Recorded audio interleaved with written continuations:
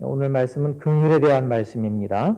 긍휼이 무엇이고 긍휼이 여기는 자가 어떤 복을 받는지, 또 긍휼이 여긴다는 게 뭔지 우리 함께 오늘 말씀을 통해서 하나님의 음성을 듣게 되어지기를 바랍니다. 첫 번째 함께 읽어보겠습니다. 의에 줄이고 목말라 하는 사람은 하나님의 성품을 닮아갑니다.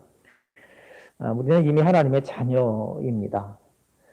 그렇지만 아직 온전히 성숙한 상태가 된 것은 아닙니다. 하나님의 자녀이긴 한데 온전히 성숙하지는 못했죠. 그래서 우리 가운데 늘 애통함이 있습니다. 온전하지 못하다 보니까 온전히 순결하지 못하다 보니까 늘 죄를 짓게 되죠. 우리의 마음이 하나님을 향해서 나아가기보다는 하나님이 아닌 나를 위한 것을 세상을 향해서 마치 대마처럼 세상을 향해서 나아가는 우리의 모습들을 참 발견할 때가 참 많습니다. 하나님의 말씀대로 산다고 하는데, 그런데 하나님의 말씀대로 산다고 말은 하는데 가만히 이렇게 보면 그냥 내가 편한 쪽일 때가 참 많습니다. 이것이 우리가 온전히 성숙하지 못하기 때문에 생기는 문제이죠. 그러다 보니까 자연스럽게 우리에게 애통하는 일이 생길 수밖에 없습니다. 죄를 짓게 되니까 그것 때문에 참 하나님의 자녀인데 내가 죄를 짓는구나. 내가 이렇게 1년 신앙생활을 한 것도 아닌데 수십 년 신앙생활에도 이렇구나 라고 하는 것 때문에 애통해하게 되죠.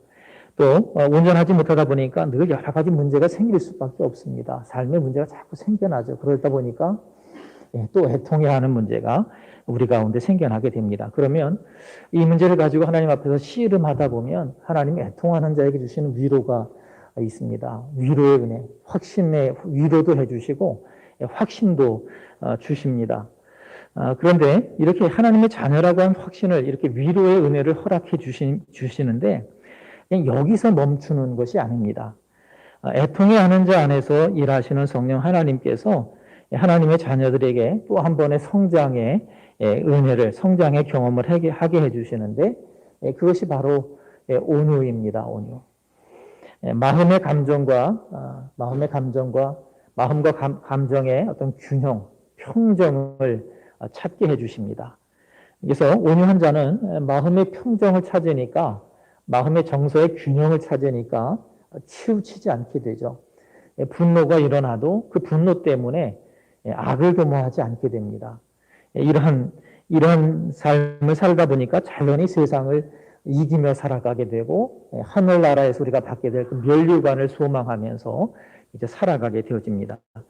그런데 이렇게 온유함을 이룬 사람은요, 점점 어떻게 되느냐 하면 의에 줄이고 목말라 하게 됩니다. 이 의에 줄이고 목말라 한다는 것은 하나님의 형상을 닮아가기를 원한다는 겁니다. 하나님처럼 좀 더 순결하고 하나님처럼 좀 더 거룩해지기를 바라는 그런 간절한 마음이 우리 안에서 성령의 인도하심을 따라서 그런 마음이 일어나게 되어지는데 하나님의 형상을 담는 것이기 때문에 부귀영화가 채워진다고 이것이 만족되어지지 않습니다. 남에게 해를 끼치지 않거나 혹은 선을 행하는 것 혹은 하나님께 예배하는 것 마땅히 우리가 드려야 할 것이지만 이런 것으로는 도저히 만족이 되지 않습니다. 하나님께 기도해도 응답을 받아도 만족되지가 않습니다. 왜냐하면 하나님의 형상의 문제를 해결하는 게 근본 목적이 아니고 의에 줄인 자가 원하는 것이 아니고 하나님의 형상을 담는 것이기 때문에 하나님의 형상을 닮을 때까지 기도가 응답된 것도 어떻게 보면 뒷전이 되어지고 남에게 해를 끼치지 않는 삶도 뒷전이 되어지면서 물론 무시하거나 그런 것을 전혀 무시하면서 살아간다는 것이 아니라 그런 것에 관심을 두지 않고 오직 하나님의 형상을 담는 데 초점을 두면서 나아가다 보니까 하나님을 알게 될 때까지 하나님과 깊은 교제 가운데에 들어가게 될 때까지 하나님의 형상을 담게 될 때까지 이런 갈망은 계속이 되어지고요. 이런 갈망을 가진 자에게 마태복음 5장 6절의 말씀을 보게 되면 의에 줄이고 목마른 사람, 하나님의 형상을 담고자 하는 갈망을 가진 사람은 배부르게 된다라고 말했으니까 결국은 하나님의 형상을 닮은 자가 되어진다는 것을 여기서 우리가 알 수가 있습니다. 그런데 이렇게 하나님의 형상을 그래서 이제 의에 줄이고 목말라 하면서 하나님의 형상을 담기 위해서 그렇게 간절한 마음을 가졌던 이들이 하나님의 형상을 담게 되어지면 그러면 이제 하나님의 형상을 닮은 자로서의 삶이 우리의 삶 가운데 열매로 나타나게 됩니다.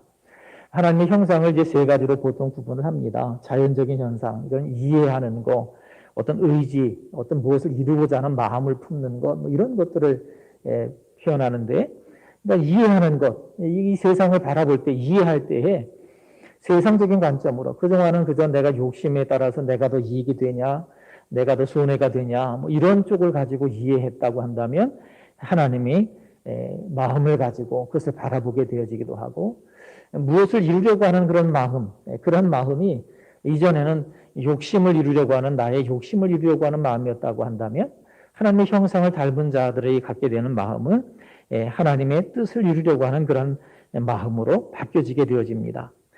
또 분노와 같은 감정들이 우리 안에 늘 많은 수많은 감정이 있는데 이런 감정들도 하나님처럼 사용하게 됩니다. 예를 들면 그동안은 분노했던 것, 어떤 일에 대해서 분노하고 사람에 대해서 분노했었는데 그런 분노의 대상이 죄로 바뀌어지게 됩니다. 미워하던 것도 사람을 미워하는 것이 아니라 죄를 미워하는 것으로 바뀌어지게 됩니다. 선택하는 것도 욕망을 따라서가 아니라 하나님의 뜻을 이루기 위해서 선택하게 되어집니다. 누구에게나 친절하게 대하게 되어지고 다스릴 때는 하나님의 풍성한 은혜를 드러내기 위해서 다스리게 되어집니다. 그래서 이제 피조물을 보호하기는 그러한 행동들로 나타나기도 합니다. 이런 하나님의 형상을 닮은 하나님의 성품을 닮은 사람들의 모습은 우리가 볼 때 그런 모습을 보면서 하나님의 모습을 보는 것과 같은 하나님을 드러내는 그런 귀한 삶을 살아가게 되어지죠. 첫 번째는요, 의에 줄이고 목말라 하는 사람은 하나님의 성품을 닮아간다는 겁니다. 하나님의 형상을 이렇게 닮아갑니다. 두 번째 함께 읽어보겠습니다. 긍휼은 하나님의 성품입니다. 긍휼은 하나님의 형상 가운데 하나입니다. 하나님의 성품입니다. 에베소서 2장 4절 5절 앞에 부분에 보면 긍휼이 풍성하신 하나님께서라고 되어 있어요. 하나님은 긍휼이 풍성하신 분이세요. 긍휼이 풍성하신 하나님이 하신 일이 무엇인가? 베드로전서 1장 3절 4절 함께 읽어봅니다. 우리 주 예수 그리스도의 아버지 하나님을 찬양하자. 그분은 자신의 풍성한 긍휼을 따라 우리를 거듭나게 하시고 예수 그리스도를 죽은 자들로부터 부활하게 하셔서 우리에게 산 소망이 있게 하시고 너희를 위하여 하늘에 쌓아두신 썩지 않고 더럽지 않고 쇠하지 않는 유업을 받게 하셨다. 그분은 자신의 풍성한 긍휼하심을 따라서 일하셨다라고 말하죠. 하나님의 풍성하신 긍휼을 따라서 일하신 겁니다. 그러니까 우리가 거듭난 것은 무엇을 따라서 된 것이라고 되어 있습니까? 거기에 보면 그분은 자신의 풍성한 긍휼을 따라서 우리를 거듭나게 하신 것이기 때문에 인간의 노력이 아니라 하나님의 긍휼이에요. 우리를 불쌍히 여기는, 죄인을 불쌍히 여기는 하나님의 긍휼로 우리가 구원받은 겁니다. 우리가 부활하게 되는 것도, 사한 소망을 갖게 된 것도, 하늘에 쌓아두신 썩지 않고 더럽지 않는, 쇠하지 않는 유업을 받게 된 것도 우리의 공로가 아닙니다. 우리의 공로가 아닙니다. 하나님의 긍휼입니다. 긍휼하심을 따라서 일하시는 하나님의 은혜 때문에 우리가 이런 은혜들을 누리게 된 것이죠. 받게 된 겁니다. 바로 이 긍휼은 하나님의 성품 가운데 하나입니다. 세 번째 함께 읽어보겠습니다. 긍휼히 여기는 것은 곧 사랑을 베푸는 것과 같습니다. 이 긍휼이 하나님의 성품, 하나님의 형상 가운데 하나니까 하나님을 닮은 사람이 갖게 되는 성품 가운데 하나니까 자연히 하나님의 성품을 닮은 사람들은 어떻게 되느냐? 긍휼히 여기며 살아가게 됩니다. 그런데 에베소서 2장 4절 5절 다시 한번 2번에 나오는 에베소서 2장 4절 5절 함께 읽어보겠습니다. 긍휼이 풍성하신 하나님께서 우리를 사랑하신 그분의 크신 사랑으로 말미암아 허물로 죽은 우리를 그리스도와 함께 살리셨고 너희는 은혜로 구원을 받은 것이라. 자, 이 말씀 보면 하나님이 긍휼이 풍성하신 하나님이 하신 일이 무엇입니까? 하나님께서 우리를 사랑하신 것이라고 되어 있습니다. 사랑하신 것. 긍휼이 풍성하신 하나님이 하신 일이 사랑입니다. 그래서 긍휼히 여긴다는 말은요, 그래서 사랑을 베푼다라고 하는 말로도 이해할 수 있습니다. 그래서 웨슬레는 긍휼히 여기는 것을 가장 잘 설명한 것은 사랑을 베푸는 것이다. 고린도전서 13장에 나오는 이 사랑이라고 하는 것이 바로 긍휼을 베푸는 것을 가장 잘 설명해 준다. 사랑을 긍휼히 여기는 것은 사랑을 베푸는 것과 같다. 이렇게 표현을 합니다. 우리가 잘 아는 고린도전서 13장 4절 이하에 나오는 사랑은 언제나 오래 참고 이렇게 시작하는 말씀이 바로 긍휼로 바꿔서 읽으면 바로 그렇게 긍휼히 여기는 것의 의미를 우리가 되새겨 볼 수 있다는 것입니다. 첫 번째로 긍휼히 여기는 것은요, 이 사랑 고린도서 13장에 있는 말씀을 통해서 보면 이 긍휼히 여기는 것은 오래 참는 겁니다. 우리가 연약하다 보니까 취약하면 늘 생겨나는 문제가 있습니다. 그 뭐냐면 반복됩니다. 예를 들어서 저수지에 한 취약한 부분이 있으면 장마가 지면 늘 문제가 생기는 곳은 취약한 부분에서 문제가 생기게 되어 있습니다. 마찬가지로 우리에게도 취약한 부분이 있는데 그러다 보니까 늘 반복이 되어지죠. 그런데 그것을 참는 것이 바로 오래 참는 것이 긍휼히 여기는 것이라고 말할 수 있습니다. 그 다음에 긍휼히 여기는 것은요, 온유한 것인데 부드럽고 따뜻하게 대하는 겁니다. 어떤 사람이든지 어떤 상황이든지 부드럽고 따뜻하게 친절하게 대하는 것이 바로 긍휼히 여기는 것이고, 그 다음에 긍휼히 여기는 것은 세 번째로 시기하지 않는 것입니다. 상대가 어떤 사람이든지 간에 그에게 하나님의 은혜가 임하기를 바라고 그가 하나님 주시는 복을 받게 되기를 바라는 것, 그 하나님이 또 그에게 복을 주셨다고 해서 그것을 싫어하지 않는 것이 바로 시기하지 않는 긍휼히 여기는 복이라고, 긍휼히 여기는 것이라고 말할 수 있습니다. 네 번째, 자랑하지 않는 것입니다. 자랑하는 사람은 자기의 어떤 이 자랑이라고 하는 단어가 과대 포장하는 호황되게 말하는 것인데 그런 단어의 뜻을 가지고 있는데, 이 자랑하는 사람은 그러다 보니까 자신의 일을 드러내기 위해서 남을 평가할 때는 그냥 성급하게 평가하는 경향이 있습니다. 성급하게 판단을 내려서 좋지 않게 평가하고 그러면서 나를 높이게 되는데, 바로 그렇기 때문에 자랑하지 않는 사람, 성급하게 판단하지 않는 것, 긍휼히 여기는 것이라고 말할 수 있습니다. 또 교만하지 않는 것이 긍휼히 여기는 것입니다. 교만은 분수에 넘치는 생각입니다. 긍휼히 여기는 것은 자신을 낮추는 것이고, 긍휼히 여기는 것은 자기보다 남을 귀중히 여기는 것입니다. 또 물을 행치 않는 것도 긍휼히 여기는 것이라고 말할 수 있는데, 이것은 폭력적이지 않은 것입니다. 다른 사람을 기쁘게 하는 것에 관심을 두는 것이고, 특별히 그 영혼이 구원에 이르기를 정말로 기뻐하는 것, 그것이 바로 물의 행치 않는 것의 의미로 우리가 이해할 수 있습니다. 또 성내지 않는 것이 긍휼히 여기는 겁니다. 긍휼히 여기는 것은 내가 당하고 있는 일이 정말로 부당하다고 해서 분노하지 않는 것이고, 불친절해도 성내지 않는 겁니다. 어디 식당 같은 데 가서 좀 불친절하다고 우리가 성질 내게 되는데 성내지 않는 것이 긍휼히 여기는 것이라고 그렇게 오늘 말씀은 우리에게 가르쳐주고 있습니다. 분노가 일어날 때 그런 여러 가지 일들로 인해서 부당한 대우를 받는다든지 불친절함으로 인해서 분노가 일어날 때에는 주님을 바라보면서 견디는 것이 바로 긍휼히 여기는 것이라고 그렇게 설명을 해줍니다. 또 타인의 악을 기억하지 않는 것이 긍휼히 여기는 겁니다. 이것은 다른 사람의 연약함, 악함을 모른다는 의미가 아니고, 누군가 나를 예를 들어서 모욕을 했다고 한다면 그 말을 의식적으로 내 마음에 품어두지 않으려고 하는 겁니다. 예를 들어서 그런 말을 내 마음에 품어두면 이게 자꾸 점점 눈덩이처럼 커집니다. 상상하게 되고 추측하게 되어집니다. 그러다 보면 결국은 악을 도모하게 되어집니다. 그래서 의식적으로 누군가 나에게 한 모욕적인 말이든지 어떤 악이든지 그것에 대해서 의식적으로 마음에 품어두지 않으려고 하는 것, 바로 그것이 타인의 악을 기억하지 않는 긍휼히 여기는 것이라고 말할 수 있습니다. 또 불의를 기뻐하지 않는 것도 긍휼히 여기는 겁니다. 불의라고 하면 그것에 대해서 어떤 것이든지 간에 기뻐하지 않는 겁니다. 예를 든다면 악인의 형통하는 것에 대해서 우리가 부러워할 때가 있습니다. 성경은 악인의 형통함을 부러워하지 말라고 말씀하죠. 바로 그렇게 악인의 형통함에 대해서 부러워하지 않는 것, 그것이 기뻐하지 않는 것이라고 말할 수 있고, 바로 그것이 긍휼히 여기는 것이라고 말할 수 있습니다. 원수가 고난이나 비참한 일을 당하게 되었을 때에도 기뻐하지 않는 것이 바로 긍휼히 여기는 것입니다.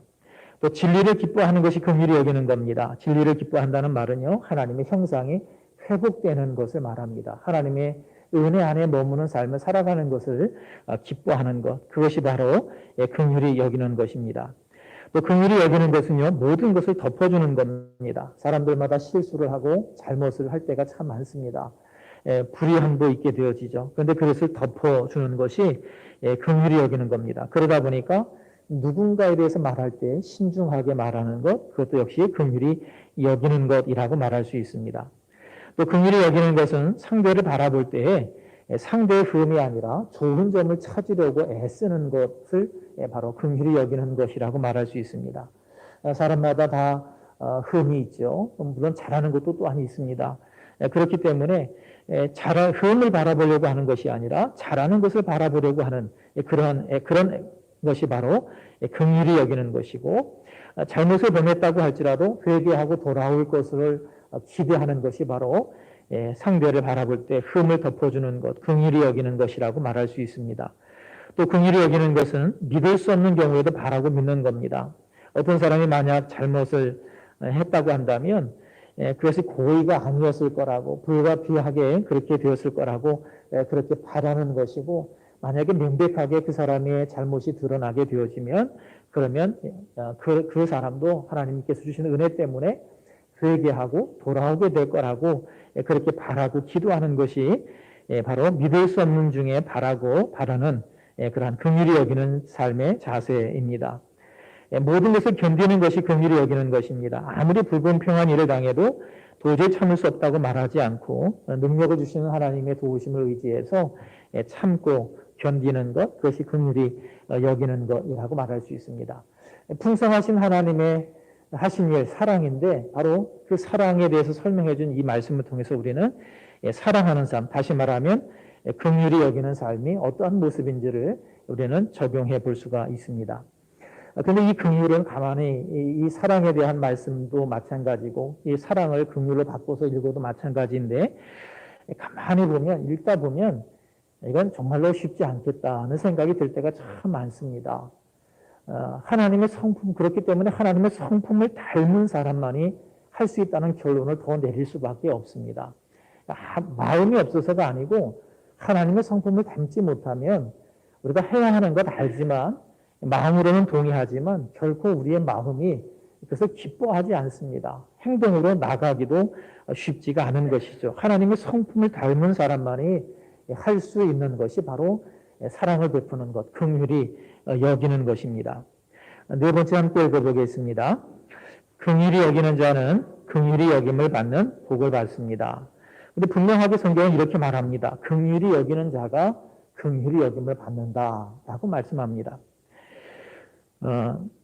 바리새인의 삶을 보면 누가복음 18장에 나오는 11절, 12절에 있는 말씀을 보면 이 바리새인은요 남의 것을 빼앗지 않았습니다. 이 사람은 정직하지 못한 사기꾼들처럼 그렇게 살지도 않았습니다. 간음을 저지르지도 않았고요. 세리들처럼 살지도 않았습니다. 일주일에 꼭 금식을 2번씩 했고 11조도 정확하게 하나님께 바쳤습니다. 그런데 이 세리가, 이 바리새인이 어떤 삶을 살았는지를 우리는 그렇게 살면서 또한 그 마음이 어땠는지를 알 수 있는 말씀이 누가복음 18장 9절에 나오는데요. 함께 읽어보겠습니다.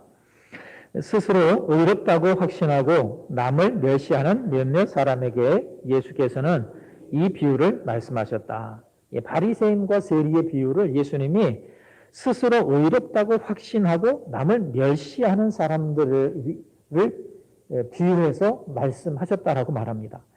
그러니까 이 말씀으로 미루어 보면 바리새인은 매일 경건하게 살려고 힘썼고 말씀대로 살려고 힘썼고 기도 생활도 잘했고 예배 생활도 잘했고 금식도 하고 그런 생활을 하긴 했지만 세리를 멸시했다는 것이죠. 세리는, 죄인은 멸시했다는 거예요. 스스로 나는 이렇게 살고 있기 때문에 나는 의로워라고 생각하면서 그렇게 살지 못하는 세리를 멸시했다는 겁니다. 긍휼히 여기지 않았다는 겁니다.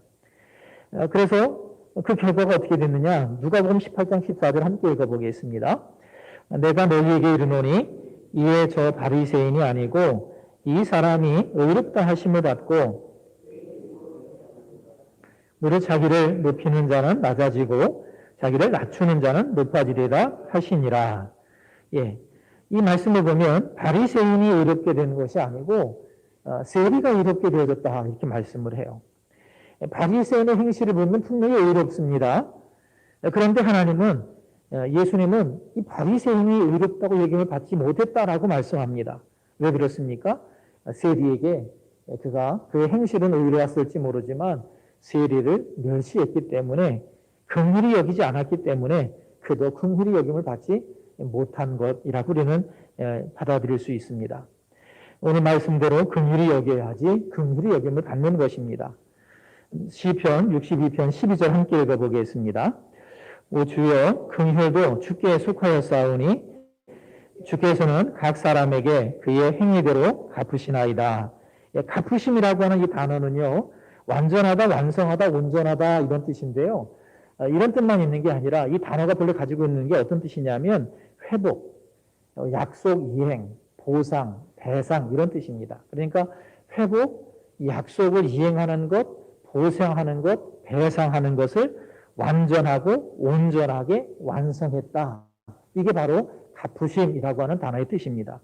그러니까 하나님이 우리의 행위를 보시고 어떻게 하셔요? 약속을 완전하게 이루신다는 겁니다. 우리의 갚으심을 보고 하나님께서 완전하게 그 보상해 주시고 우리가 만약에 긍휼을 베풀다가 손해를 입었다면 완전하게 완벽하게 배상해 주신다는 의미가 되어집니다. 시편 18편 20절 함께 읽어보겠습니다. 내가 의롭게 산다고 하여 주님께서 나에게 상을 내려주시고 나의 손이 깨끗하다고 하여 주님께서 나에게 보상해 주셨다. 의롭게 산다고 하여 주님께서 나에게 상을 내려주셨다. 내 손이 깨끗하다고 하여 주님께서 나에게 보상해 주셨다라고 다윗이 고백을 합니다. 다윗이 이 고백을 한 것은 원수와 사울의 손에서 건져주신 것을 감사하면서 부른 노래입니다. 사울이 다윗을 죽이려고 할 때마다 오히려 다윗에게 그런 긍휼의 마음이 있어서 하나님께서 세우신 사람을 내가 죽일 수 없노라고 하는 불쌍히 여기는 마음을 가지고 그렇게 했던 그런 다윗에게 하나님께서 주신 은혜가 바로 보상이라고 하는 은혜인 것입니다. 바로 이렇게 긍휼히 여기는 자가 긍휼히 여김을 받습니다. 갈라디아서에 있는 말씀처럼 심은 대로 거두게 되는 것입니다. 우리가 긍휼히 여기면 고린도전서 13장의 그 말씀 주보에 요약해 보면 3번의 끝에 부분에 긍휼히 여기는 것이 무엇인지 사랑을 이제 풀어서 설명해 놓은 요약해 놓은 부분이 있는데 한번 집에 돌아가셔서 한번 읽으면서 한번 그 의미를 다시 한번 되새겨 보시기를 바랍니다. 그대로 하나님이 우리가 긍휼히 여기면 그렇게 살아가면 또 그렇게 하나님께서 그대로 우리를 긍휼히 여겨 주시는 것입니다. 자, 그러면 그런 여김을 받으려면 우리가 긍휼을 베푸는 삶을 살아가야 되는데 그러려고 하면 반드시 우리는 하나님을 닮아가야 되는 그런 숙제가 우리 앞에 놓여져 있는 것입니다. 5번 함께 읽어보겠습니다. 긍휼히 여김을 받으려면 하나님을 닮아가야 합니다.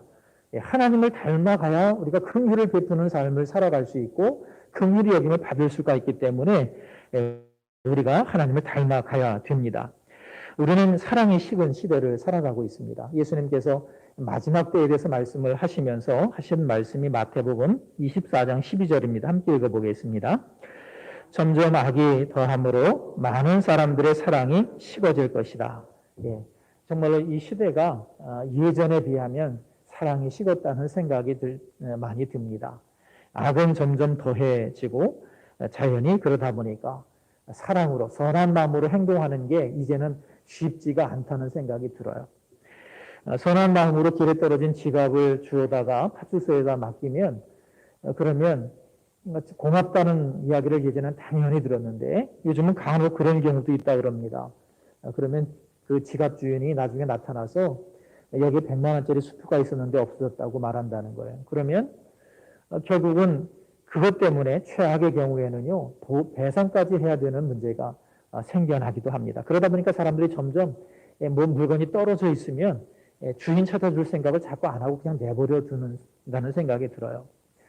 예전에는 길을 가다가 젊은 아이들이 학생들이 좀 잘못을 하거나 그러면 지나가던 어른들이 나이 지긋하신 분들이 야단을 치면 애들이 도망을 가거나 아니면 고개를 숙여서 사과를 하거나 하는 그러한 모습을 자주 볼 수 있었는데 요즘 그렇게 했다가는 큰 봉변을 당합니다. 그러다 보니까 지나가면서 학생들이 나쁜 짓을 하더라도 그냥 어른들은 그냥 혀를 끌끌 차면서 속으로 끌끌 차면서 못 본 척하고 지나가게 되는 것을 참 많이 보게 됩니다. 이런 모든 것들을 가만히 보면 점점 악이 성행하다 보니까 불법이 성행하다 보니까 그것에 대해서 관여하다 보면 손해를 보게 되고 문제가 생겨나니까 점점 이제 관여하지 않는 사랑이 식어지는 모습의 한 단변이라고 생각이 되어집니다. 우리가 바로 그런 시대를 살아가고 있습니다. 우리의 마음도 예전 같지 않다는 생각이 들 때가 참 많습니다. 10년, 20년, 30년 전에 우리의 사람들의 마음에 참 순수했다. 사랑으로 그 이웃들과 함께 교제 나누는 그런 것이 참 많았었는데 지금도 물론 그런 모습들이 있지만 참 많이 적어진 것 같다는 생각이 들 때가 참 많습니다. 교회의 모습만 봐도 그렇죠.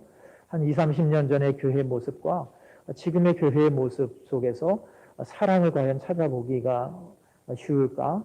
이전보다는 좀 많이 적어진 것 같다는 생각이 자연스럽게 들게 됩니다. 물론 세상은 말할 것도 없습니다. 우리는 사랑이 식어진 시대를 살아가고 있습니다. 이 말을 바꿔서 말하면 사랑이 식어졌다는 말은요, 사랑을 베풀지 않는다는 말입니다.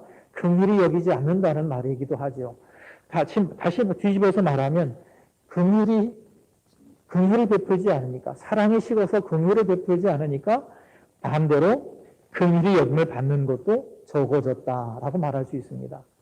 바로 우리는요, 사랑이 식어진 시대를 살아갑니다. 이 말을 바꿔서 말하면 하나님이 우리를 긍휼히 여겨주시는 그 은혜 안에서 우리가 살아가지 못하는 부분이 더 많아졌다라고 하는 말이 될 수도 있는 것입니다.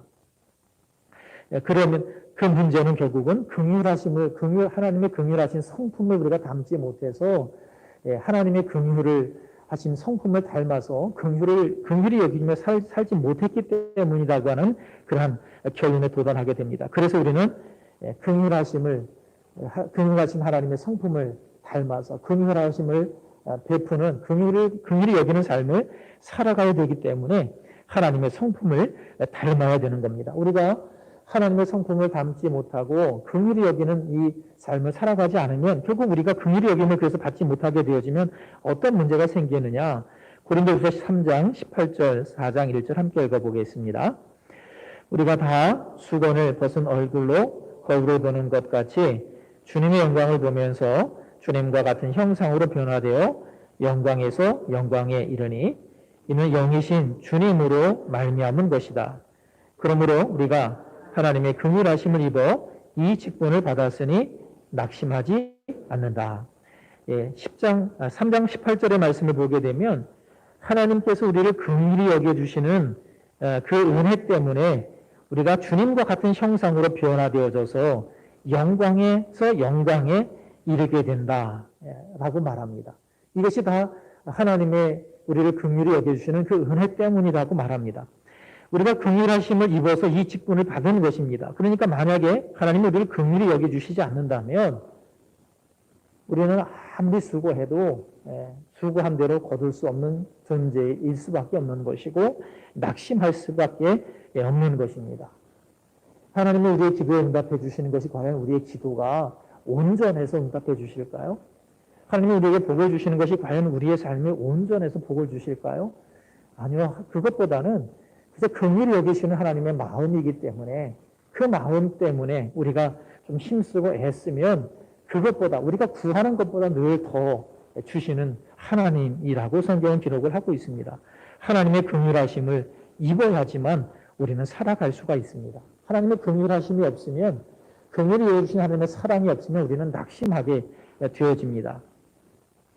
그렇기 때문에 그런 은혜를 누리려고 하면 긍휼히 여기는 삶을 살아가야 되기 때문에 우리는 하나님의 형상을 꼭 닮아야만 되는 겁니다. 하나님의 성품을 닮아가야만 되는 겁니다. 긍휼히 여김을 받기 위해서 긍휼히 여겨야 되고 그러기 위해서 우리는 하나님의 형상을 담기 위해서 목마른 자가 되어야 하는 6절의 말씀대로 의에 줄이고 목마른 자가 되어야 하는 겁니다. 정말 간절히 하나님, 내가 하나님의 형상을 담기를 원합니다 라고 하는 이 기도 제목이 우리의 기도의 제목이 되어야 하는 것입니다. 우리가 신앙의 생활을 해오면서 하나님이 살아계시다라고 하는 고백들을 아마 다 모든 분들이 하게 된 줄로 압니다. 기도하면서 하나님이 응답해 주셔서 하나님의 살아계심을 경험한 그런 경험들이 분명히 있을 겁니다. 그럼 여러분, 그 하나님께서 우리에게 문제를 해결해 주셨는데 그럼 우리에게서 그 문제가 또 생겨나지 않았습니까? 또 생겨납니다. 때로는 똑같은 문제가 생겨납니다. 하나님이 해결해 주시면 문제가 생기면 기도하고 그래서 해결 받습니다. 근데 또 그 문제가 또 똑같은 문제가 생겨요. 또 기도하고 또 해결 받습니다. 여러분, 그렇게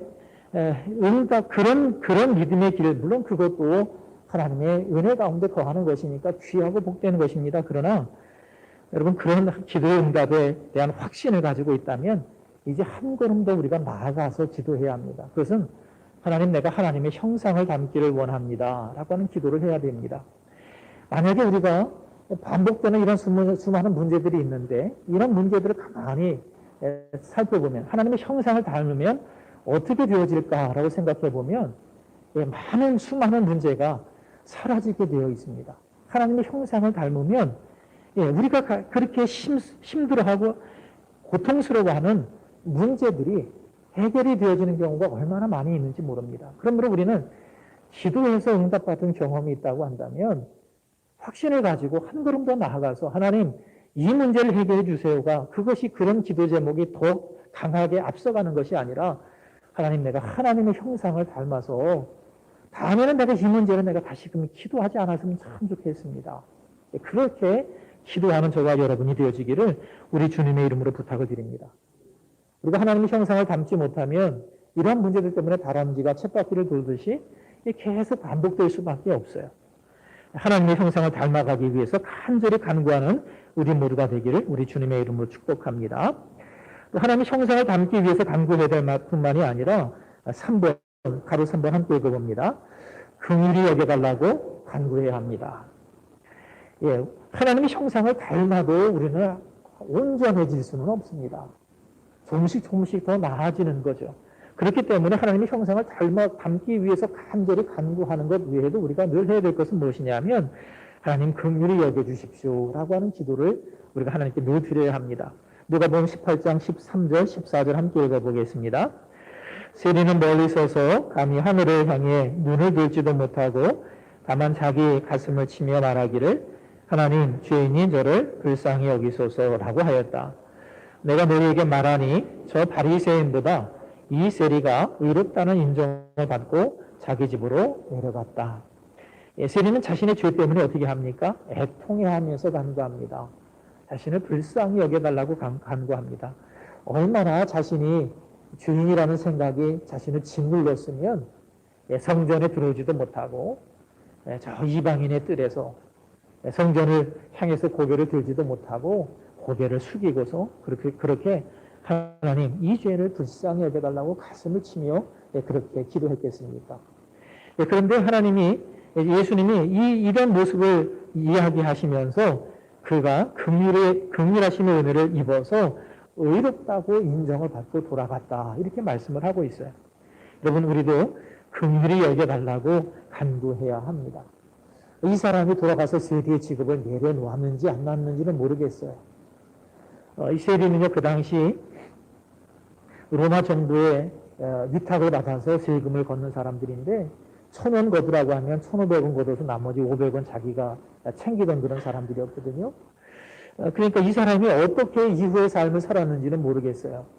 그러나 분명한 사실은요, 하나님, 나를 긍휼히 여겨달라고 간절히 기도했기 때문에 분명히 이 사람도 그러한 마음들을 많이 내려놨을 것 같죠. 여러분, 우리는 긍휼히 여겨달라고 하나님께 세리처럼 기도해야 합니다. 또 다시 그 죄를 반복하게 되어졌다면 그래서 더 긍휼히 여겨달라고, 하나님, 이렇게밖에 못하는 나를 불쌍히 여겨달라고, 긍휼히 여겨달라고 간절히 기도할 때에 우리가 긍휼하심을 입을 수가 있게 되는 겁니다. 이사야서 57장 15절 함께 읽어보겠습니다. 지극히 높으신 분, 영원히 살아계시며 거룩한 이름을 가지신 분께서 이렇게 말씀하신다.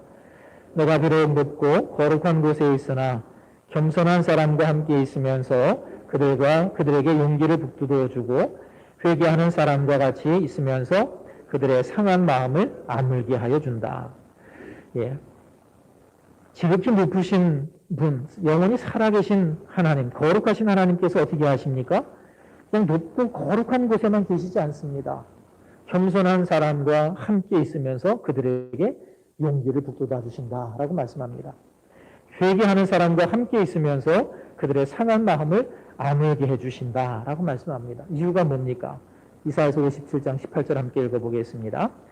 사람의 소용이 어떠한지 내가 보아서 다 알고 있다. 그러나 나는 그들을 고쳐주겠다. 그들을 인도하여 주며 도와주겠다. 슬퍼하는 사람들을 위로하여 주겠다. 예, 하나님의 긍휼하심 때문에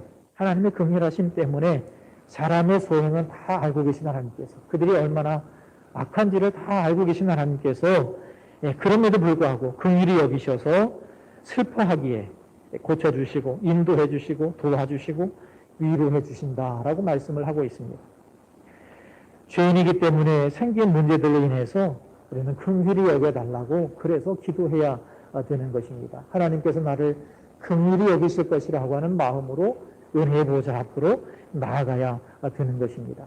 우리가 그렇게 하나님의 성품을 담기 위해서 간절히 기도하고 그리고 긍휼히 여겨달라고 간절히 기도하게 되어지면 긍휼히 여김을 받는 복을 누리며 살아가게 될 줄로 믿습니다. 저와 여러분이 이러한 은혜 가운데 살아가게 되어지기를 우리 주님의 이름으로 축복합니다.